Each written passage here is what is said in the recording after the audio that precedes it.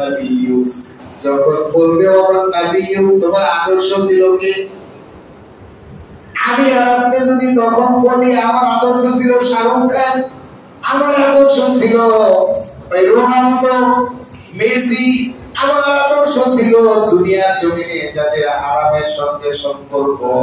আল্লাহর হাবিব সাল্লাল্লাহু আলাইহি ওয়াসাল্লাম বলেন, আল বারউ মা মান আহাব্বা, যার সাথে যার মহব্বত তার সাথে তার কিয়ামত, যার অনুসরণ করেছো তার সঙ্গে তোমাকে রাখা হবে। একটু জবান খুলে বলেন নাউযুবিল্লাহ। আমার প্রিয় ভাইরা, আমার প্রিয় বাবারা, রবিউল আউয়াল মাস, রবিউল আউয়াল মাসের প্রথম জুমা আল্লাহর রাসূল সাল্লাল্লাহু আলাইহি ওয়াসাল্লাম পৃথিবীর জমিনে আগমন করেছিলেন বিশ্ব মানবতার কল্যাণে, বিশ্ব মানবতার রহমত হিসেবে জনাব মুহাম্মদুর রাসূলুল্লাহ সাল্লাল্লাহু আলাইহি ওয়াসাল্লামকে আল্লাহ পাক রব্বুল আলামিন দুনিয়ার জমিনে পাঠিয়েছিলেন।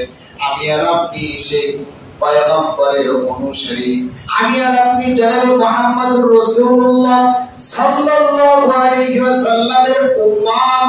আমি আর আপনি তার নীতি আদর্শ গ্রহণ করব, তার মহব্বত আমার আপনার হৃদয়ে লালিত হবে।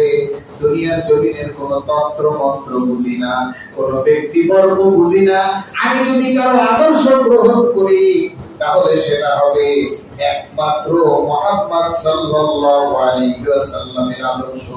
একটু জবান খুলে বলেন ঠিক কি না? কিন্তু দুনিয়ার জমিনে যাকে ফলো করছি, যাকে নিয়ে মারামারি করছি, যার আদর্শ বাস্তবায়ন করার চেষ্টা করছি, সেই ব্যক্তি আমাকে নিয়ে চিন্তা করা তো দূরে থাক, তার চিন্তা করে তো সে কোন পাবে না। সে তো আগেই দুনিয়ার জমিনে জাহান্নামের পথে হাঁটছে।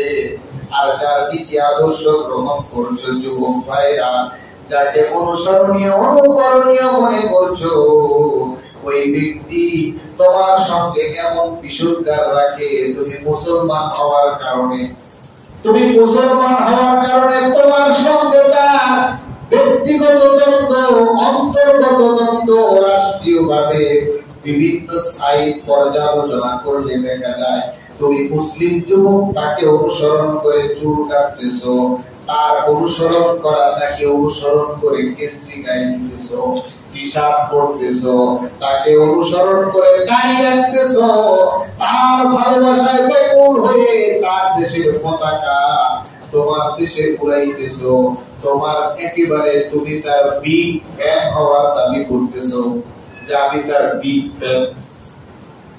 এই সমস্ত দাবিগুলি নিয়ে তুমি